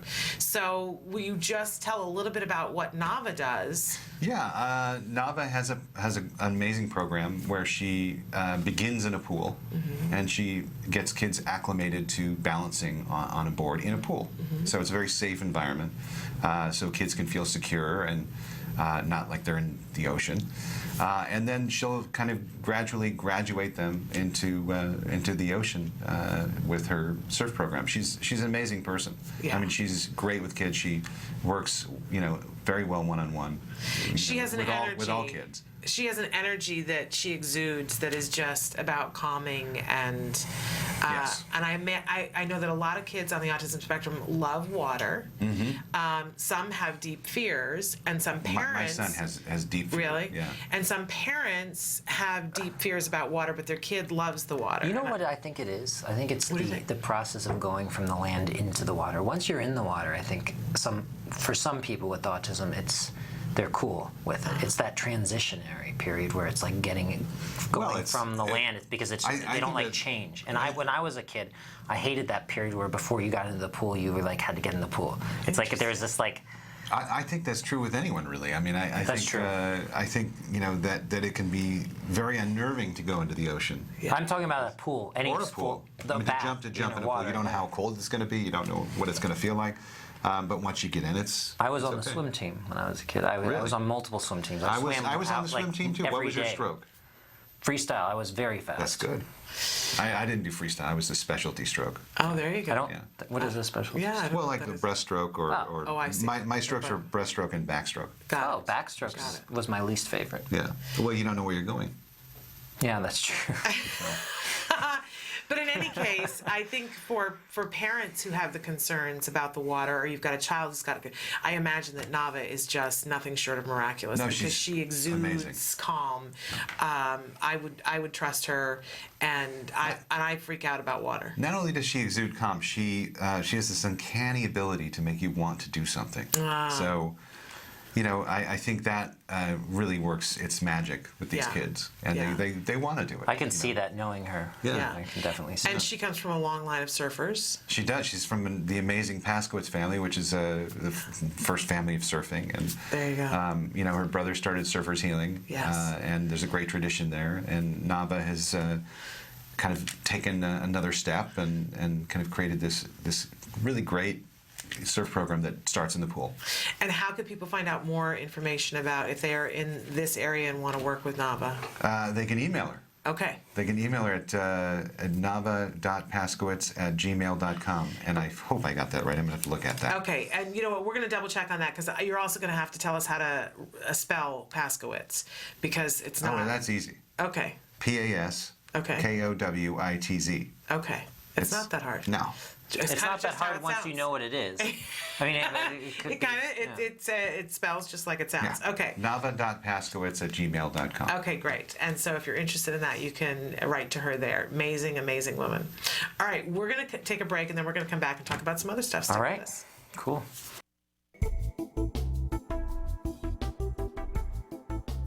Skills is an online program that provides assessment, curriculum, positive behavior support planning for challenging behavior, and progress tracking, and it does this all in one place. The skills assessment and curriculum addresses 8 areas of development, which even includes advanced higher level areas such as executive functions and cognition, which pretty much makes skills the only ABA-based set of curricula for teaching more complex skills, things like problem solving, planning, self-management, perspective taking, and even inferring and predicting others' private events. Skills is a 4-step system. Step 1 is to add the child to your account. Step 2 is to start assessment. The skills assessment is the only ABA-based assessment with psychometric research demonstrating the language subscale to have excellent reliability. Every area of human functioning and typical child development from infancy to adolescence was researched, making the skills assessment the most comprehensive of its kind in the world, and we're quite proud of that. Skills is easy to use. Simply click Start Assessment and begin answering questions. Or simply type in a keyword, find specific activities to assess, and add activities to treatment. Step 3. Choose activities. Once you've completed the assessment, Skills selects from a pool of 4,000 activities categorized by age, level, and skill type to provide you with exactly those activities each child needs. Start by choosing a curriculum, then a lesson, and finally an activity. Click the information icon to view prerequisites, ages in which targets develop, examples, and IEP goals. Click the video icon to watch a short video. Once you've identified an activity you want to teach, adding activities to treatment is a snap. Step 4. Start treatment. Here you can access customizable activity lesson details, add your own customized targets and exemplars, and edit an activity status such as introducing or mastering it.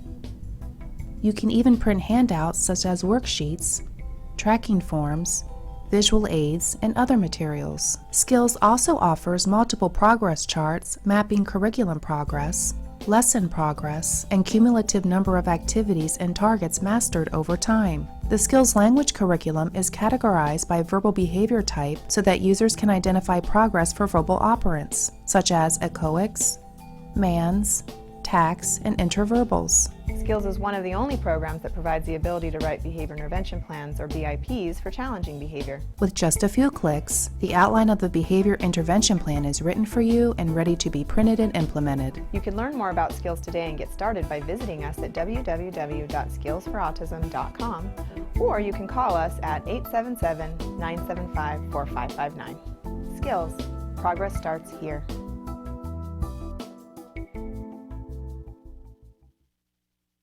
Welcome back to Autism Live. I am here right now with the fabulous Matt Asner, Executive Director of Autism Speak Southern California, and the truly wonderful Alex Plank from WrongPlanet.net. So happy to be here with both of you. Now, we mentioned before that originally we thought that Nava Paskowitz was going to be here with you, and so Alex was not going to be here, but Alex has agreed to stay because we don't have the pleasure. We don't have the pleasure of having the wonderful Nava here with us. But I was mentioning during the break that the things that I had the scheduled. next best thing. Right.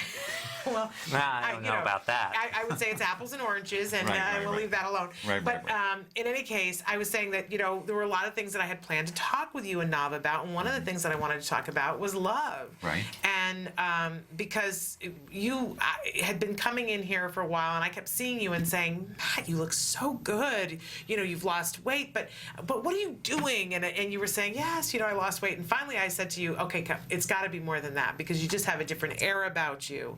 And then finally you shared that you and Nava are together, and that this is a happy thing, which explains why you look the way you look, because you look like somebody who is in love. I am in love. And that's a wonderful, wonderful thing. Love is an amazing thing. Love, it can conquer a lot of things. It absolutely can. I'm a romantic, so I'm going to get all verklempt here. But and I've also talked with both of you a little bit about the fact that I think it's remarkable, and I think it's a story that people need to hear. Yeah. Because there are a lot of people who think, for whatever reason, that it's not going to work out for them, right? We have reasons why we think, it's not going to work out because, and it's fill in the blank, right? But for a lot of autism parents that, we know that the divorce rate is on the high side, period, for anybody, but then it can be even higher if you've got a child with special needs. And the idea on paper of, okay, now I'm single and I've got a child, So that's going to be a thing to have to be worked around. And then a child on the spectrum, you want to get somebody who has a certain level of compassion. And for the two of you to have found love, just, I want to make a movie. I think it's remarkable. Well, I'll be honest with you. I certainly wasn't expecting it. I've known Nava, we've been friends for, 2 years. Yeah. I'll be honest with you, I just found my best friend. Yeah. That's really amazing. Yeah. Isn't that cool? I just really honestly have found my best friend. And just and that's remarkable and miraculous in and of itself. But just to be clear for everybody, because you've said, you've got your 2 kids and one of them is on the spectrum. Mm-hmm. And Nava has how many children? 4. 4 kids. Yeah. So it's the Brady Bunch already. It is the Brady Bunch. But Nava is also an autism parent. Yes. So there's more there, and yet I've gone back a few years. I've stepped back and because her son is 5. And, there you go. And so, but it's. And what's your youngest son's age? He's 11. Okay. He's 11. So, but it's her children are amazing. They're great kids. They're wonderfully friendly and smart. And I think they're all going to do great things in life. Mm-hmm. And they're great examples, for my children, and I think my children are great examples for them. Mm-hmm. I think it's an interesting thing, and I think it's been highly enjoyable. I mean, it's a wonderful thing. Well, it's enjoyable for the rest of us to hear about. Mm-hmm. So I'm glad that it's as fulfilling and enjoyable for you guys, because we're all loving that. We all think that makes great sense, and it does make. I think you guys are the perfect couple, honestly. Like looking at you 2 together, really? Yeah, for sure. Oh, thanks. I mean, like as the Alex Plank stamp of approval. That's there. right. That's right. Absolutely. I feel good about that. And so that's hard to get. So well, we wish you guys the best, and we hope that other people take heart and realize, that sometimes the perfect person is just out there, and you just got to notice it. Yeah, and I would say you got to just let it happen. Yeah. Because that's basically what happened. Really? It was, we were, like I said, we were friends, and it's remarkable. It just kind of became something else. That's a wonderful in a wonderful way. Truly wonderful. Well, we're thrilled for all of you, 8 of you, all together. For it is the Brady Bunch of autism. It really is. It's remarkable. Yeah. And you're both very involved, and your careers around it. I see like a John and Kate kind of thing. Where are the reality show? Where the reality show people? They should be coming to you. Exactly, they should. Okay, I said it first. Should be knocking on the door. That's right. Yeah. I don't know if I could deal with that though. I think it'd be fun, and imagine the awareness that you would bring. You could that's the main reason I would do it. You could be the next Kim and Kanye. Right? Oh, okay. All right, we've digressed a little bit. But anyway, I think it's only fair that we're going to take a break, and we're going to come back and talk with Alex a little bit about love. We're going to put Alex on the hot seat. We're going to switch. We're going to switch the heat over to you. That's right. So. I'm comfortable with that. Okay. All right. Good. So stick with us. We're going to be right back after these messages. The Institute for Behavioral Training provides courses in applied behavior analysis for the treatment of autism. Access IBT e-learning videos on the move and learn at your own pace.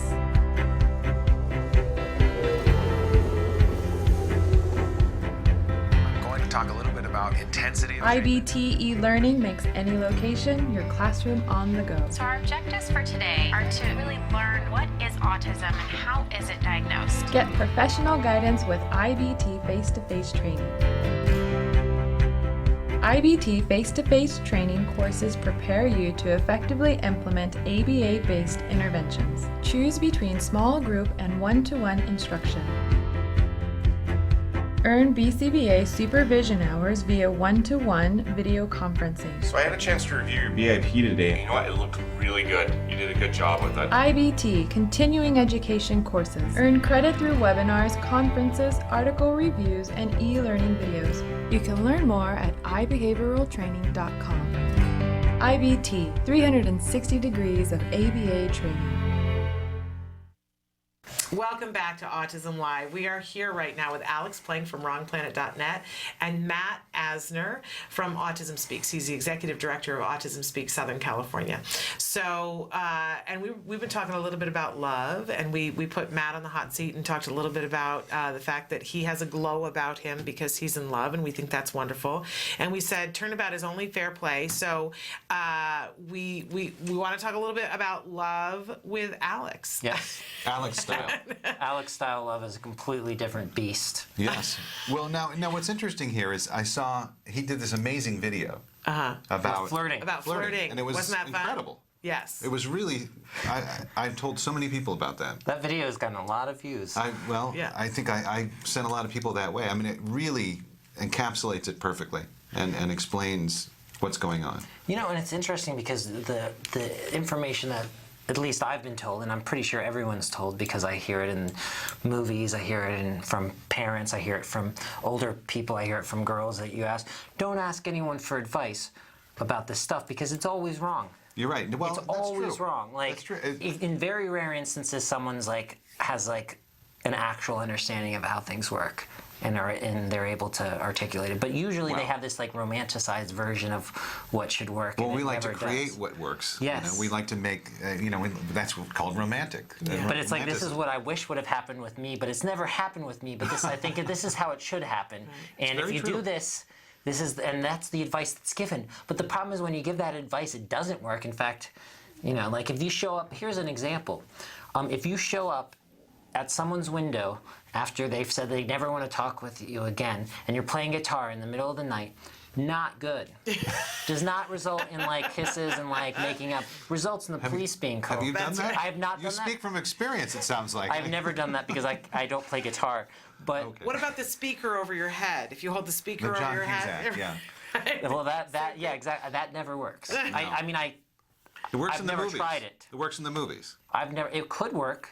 But it's not the reason that it worked. You know what I mean? If it's going to work, you could have just gone there later, the next day and said, you know what I mean? If it was going to work, it was going to work any way you do it. Well, let's talk about that, though, because what you're mentioning is something I think is interesting, is that there's a certain, there's a certain aspect of love that's very seat of your pants. That's like in the moment. There's an in the moment quality to love that probably is difficult for someone on the spectrum.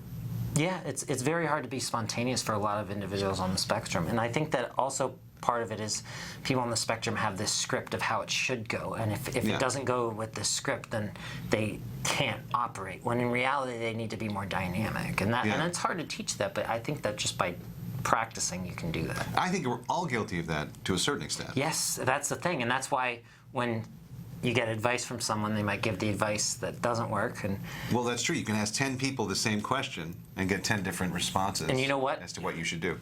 And one of those responses might work for one girl, and then the next response might work for another girl, but they would not work for every girl or every guy. Because you're talking about different.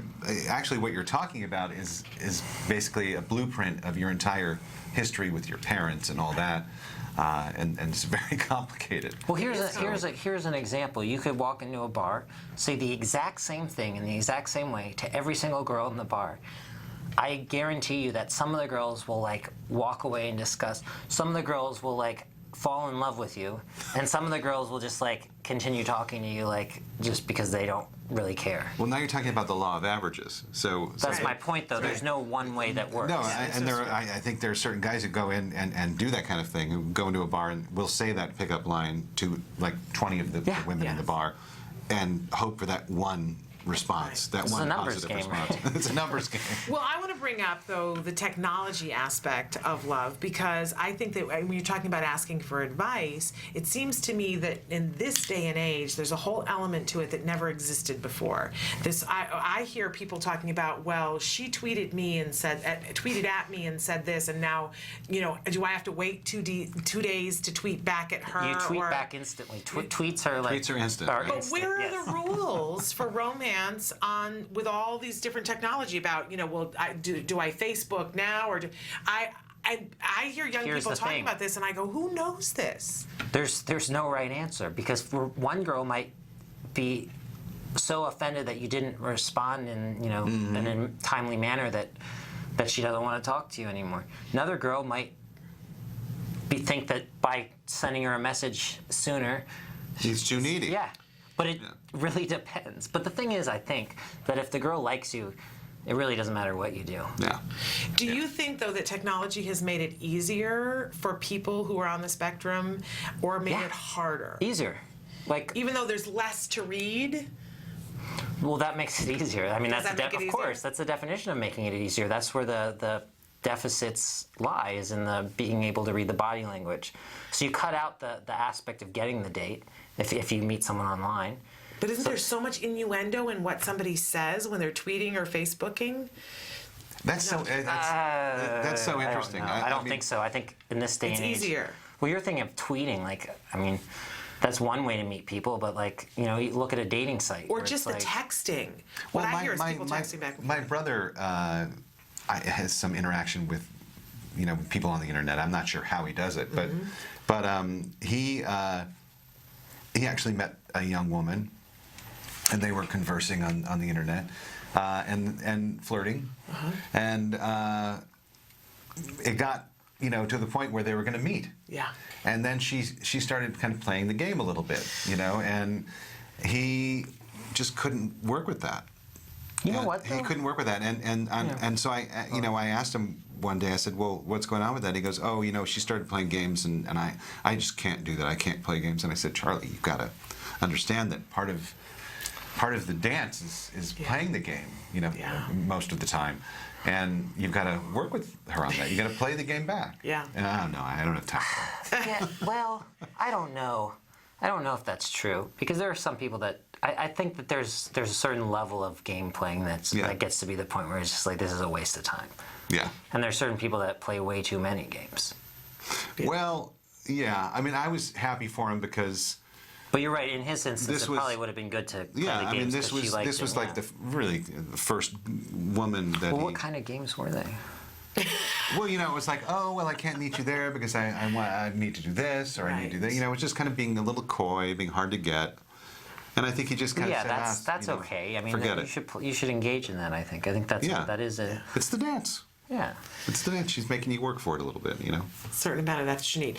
Before we run out of time, we got a couple of different questions here that I want to get to. Oh, yeah. Going back to the swimming, you brought up what you think the issue is, and they said Alex is 100% correct. It's the transition.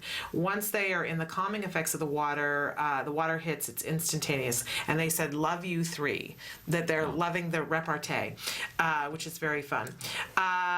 You guys want to know when we're going to do our Father's Roundtable? That's coming up, I think, the end of January, and then we're going to do a series of them. And I was just asking Mr. Asner if he would participate in one of them, where we take and set 5 dads and let them talk. It's You know, I did a Father's Roundtable once, and it was all fathers and then me, and I talked about my father, which I thought was interesting to have that perspective. So if you want, you can add me into your. There we go.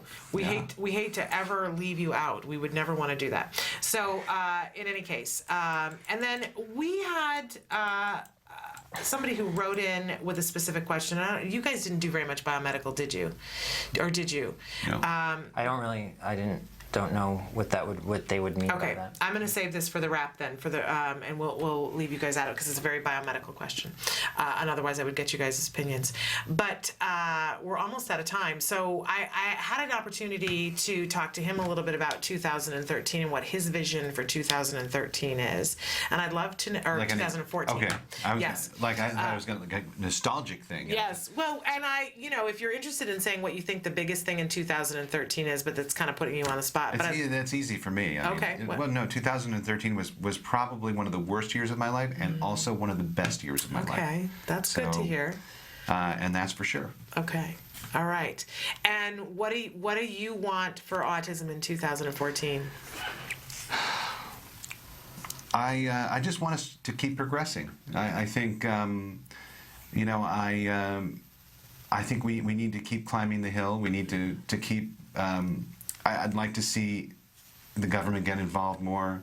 I'd like to see a national plan on how we should all be dealing with this. Yeah. I think it's important.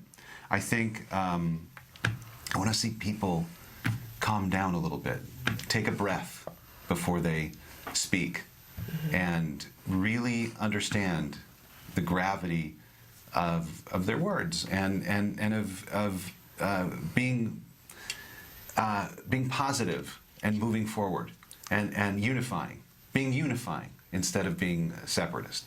I really feel that we need to get together and we need to move forward as one unit. I agree. I couldn't have said it better myself. There we go. And I think until we do that, I think you're going to have these little fires, these little, I don't want to call them that, but you know, you're going to have these little problems that pop up that distract us from what the real importance of what's going on here is. Yeah. And I mean, we're doing something here. We're all involved in something here that I think is really, it's the greatest issue of our days. I really believe that. I agree. Because it's so prevalent, and it's so different in every household that we really need to. It needs to be addressed at the highest levels. Absolutely, I agree. I'm with Alex. Couldn't have said it better. And I hope that for all of us in 2014. I will say that we were saying things along similar lines this morning, weren't we, Alex? In terms of what our vision for 2014. We've lost him to the stock market. That's not the stock market. That's Nava's took a picture of us. Nava's posting. What a But wonderful thing. I do think 2014 will be the best year of my life. Okay. And I think I am hoping that it's the best year of your life, and I am hoping it's the best year of your life, sir. Well, you know, I hope it's the best year of my life, and then the year after that is the best year of my life. And then the year after that. I'm on that train now. Yes. I am on that train. Well, I think that's a wonderful. And way you know of what? looking at Today. things, and thank you. We wish that for you And as well. this is what's important. Today is the first day of the rest of your life. That's very true. That's very true. The first day, so make the most of it. Any schmaltzier now? I know. Well, it is New Year's. It is New Year's. This is our last show for the three of us before the end of the year. So this is the last show of 2013. Are you a fan of It's a Wonderful Life? I love It's a Wonderful Life. My child, I indoctrinated him into It's a Wonderful Life. I can't stand it. No, I'm just kidding. I love it. Yeah. That was, you know, because no one says that they hate it. I've never heard anyone be like, I hate it. I've had a lot of people here. Really? I've heard that from a lot of people. I think people get cynical about it. Is that your favorite Christmas movie, though? Yes. We've got like 2 more minutes. Yes. That is your favorite. What's your second favorite? Probably, well, I don't know. Miracle on 34th Street's great. I love Elf. Oh, okay. For real reasons. How about Bad Santa? No, I'm not a big fan of that. But I also like Scrooge with Albert Finney. That's my husband's favorite. I love that. He loves that. Except I like the real version where he goes down into hell. Oh. Because there's actually a version where he goes down to hell, and you very rarely see that. Okay. I like the Muppet version of that. You like that? What's your favorite Christmas movie? I don't really know. I have a lot of them. Okay. My top 3, and 2 of them I've watched in the last week. It's a Wonderful Life, absolutely. But The Homecoming, the Waltons, which I just made Jem watch the other day for the second time. Great. And we thoroughly loved it. It was I didn't even realize seen it was that. a Christmas TV movie, that's right. and I love it. And of course, my other newer favorite one is The Family Stone. Have you seen that? I have not. I'm going to check that out. It's worth checking out. It's a great movie. You know, my dad has done like 20,000 Christmas movies. Well, I shared with you that we watched a cartoon the other day that he was voicing Santa Claus. Santa Claus, yeah. Nice. And I think he holds the record for playing Santa Claus. I can see that. But he did a great Christmas movie called The Gathering. I don't know if you've ever seen that. Oh, but you my should seek it out and look for it. I feel like I have seen it and that it's wonderful. Great movie about family and about families that become separated. Okay. And I'll have to recheck it out. It's a great movie. Well, I've always been a fan of your dad's. About what's important in life. I've always been a fan of your dad's. Your dad's a brilliant actor. He's great. And I've seen him live on stage as well. And a lot of times people can't do that crossover, and your dad can. He's pretty. He's amazing. 84 and he can still do it. Well, that's in and of itself is amazing. That is amazing. Yeah. Last year when he got sick and collapsed on stage, and I said, oh my gosh, I hope he's okay. What do you mean he's doing a one-man show at this age? That's like, And he's amazing. done it since. Well, He's done it since. He's a remarkable amazing. person. Well, and he gave birth to more remarkable people. I'm sure that you're. I hope when I'm 84, I'm that remarkable. Well, I hope I'm here when I'm 84. So I'm just hoping for that. I hope I'm above ground at 84. So you will be. Well, let's from your mouth to God's ear. Unless society moves below ground and lives in tunnels. Yeah, I wouldn't like that anyway. I want to be alive and breathing and above ground, please, please, please, please. In any case, so wonderful to have you guys here. Thanks for having us. Always a thrill to have you guys, and we'll see you guys in the new year in 2014. All right. That you will. Weeks. All right. We're going to take a break, and we'll come back to finish out the show and answer this question that was written in by a viewer. So stick with us. Bye-bye.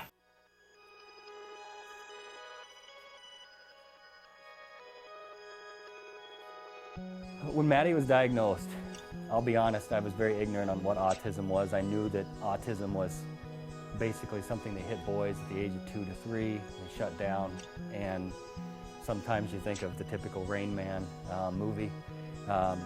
And with Maddie, she was doing all the same signs and symptoms of a typical child with autism spectrum disorder. Stand up. She didn't even acknowledge us coming into the room. She had barely any eye contact. She didn't interact with her sisters. She didn't really do anything. She just basically lined up her toys, and that was about it. We have a team of 7 volunteers, or 8 now. We have 8 volunteers, including my husband and I. And I'm the team leader, and so I do all the curriculum and get everything ready each week. Jana was downstairs until 11 o'clock at night working on curriculum, going through 2 different textbooks. And then we, as a group, meet on Monday nights, and we would go through what the curriculum was from Jana. And a lot of times we would go, well, how exactly do you do that? How do you sit her at the table and do this trial base?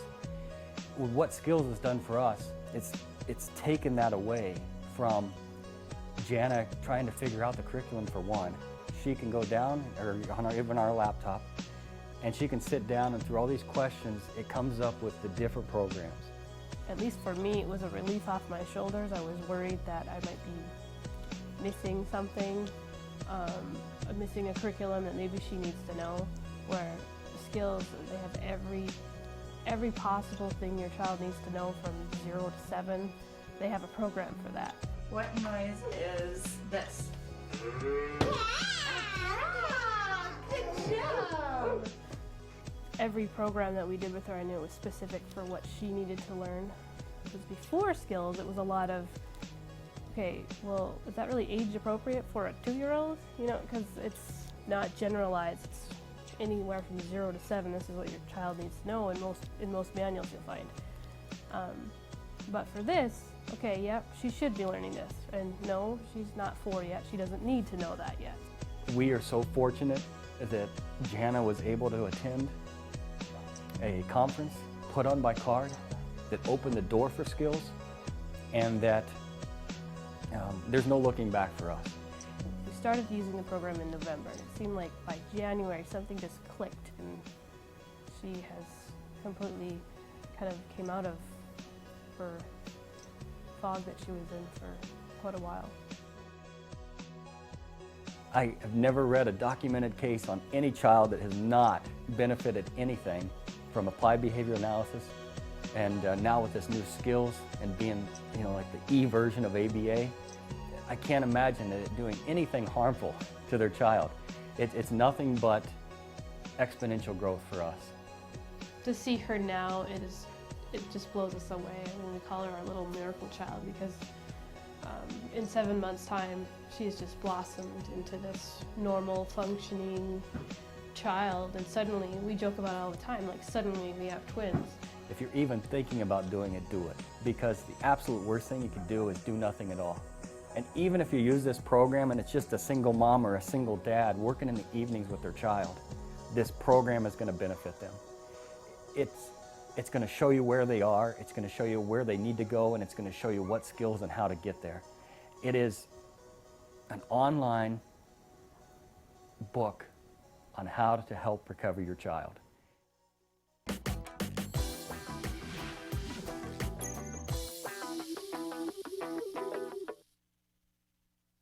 Welcome back to Autism Live. So enjoy sitting and talking with those two gentlemen. They are so much fun. But we wanted to get to a couple of questions that you guys had written in. The first one, my son is 6 and was diagnosed with autism at 2.5. He has been receiving 20 to 25 hours a week of ABA for the past 3.5 years. He has many skills, but no real spontaneous language, and much prefers to be in his world. I feel like he has so much potential, but he has very low motivation and likes to give the least amount of effort possible, except when he is on the Wii or iPad. My husband and I have noticed a decrease in social behaviors, for example, eye contact and language, an increase in grabbing items, and an increase in tantruming over denied access to preferred items since we reintroduced casein back into his diet almost 2 months ago. We removed it for a few months to see if it had any impact on his behavior, but the therapist didn't notice any change in behaviors. Could this regression be related to casein?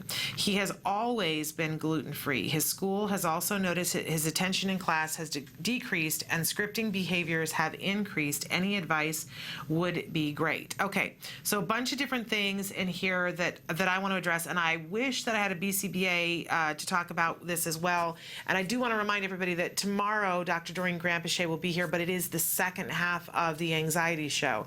So I can't talk to a BCBA about this until Thursday at the earliest, but we will try to. In any case, though, as a parent, a couple of things I want to make you aware of. Let's start with talking about the casein. It's very interesting to me that not all children have reactions to wheat and casein, and not all children have reactions to them in the same way. I can tell you that as a parent, that we took wheat out of my son's diet first, and we saw a big shift in focus and that he could speak within a week. Now, that's not the same for all kids, but within a week, he started, instead of losing all of his language, he started being able to add like 5 labels a day, which was a huge big thing. And then a week later, somebody said, oh, well, you know, you got to get rid of the casein as well. Casein, what's that? It's the milk protein.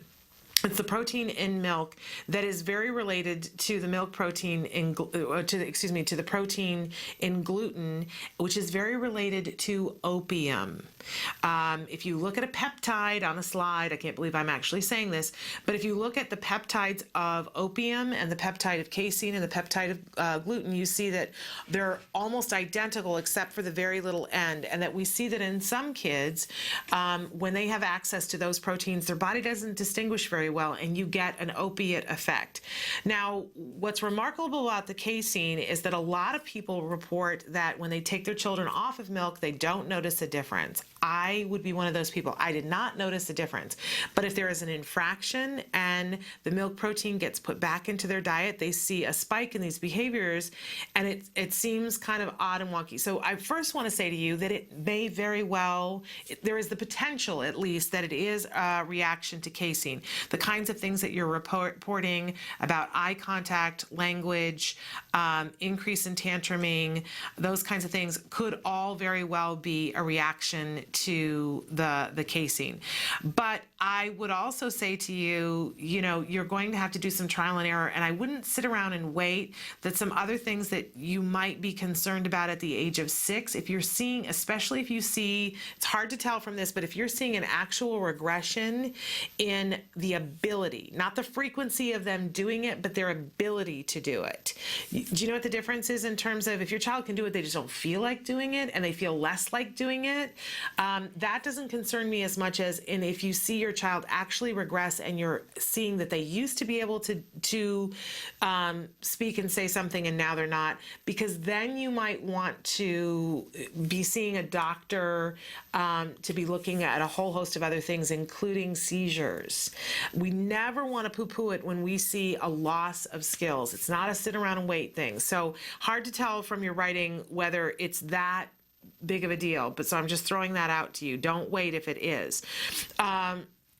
The other thing that I want to say to you is that as a parent, when my child likes to be in his own little world too. But what I see on the positive side is that you say he wants to use the Wii and he wants to use the iPad, and that he wants to get lost into those worlds. Well, what you just told me is that you know two huge reinforcers for this child, that those are things that he really, really wants. And of course, you're seeing tantrums when he can't get access to those things. But I would be talking to your ABA provider and consider, doing a slow ramp up about the behaviors that you want to see more of, and that he only gets access to the Wii and to the iPad if those behaviors are in place. And you're not picking 32, maybe you're picking 2 behaviors, and the only way he gets the iPad and the Wii is if you're going to get some tantrums. So not this week, don't do it this week, don't do it during Christmas week, but maybe afterwards, that you can ask for some extra help and get those kinds of things under control. And you might need more than 20 to 25 hours. But talk to your ABA provider, and if you feel like they're listening, great. If they don't, think about switching, because they should already be talking to you about this. If you're seeing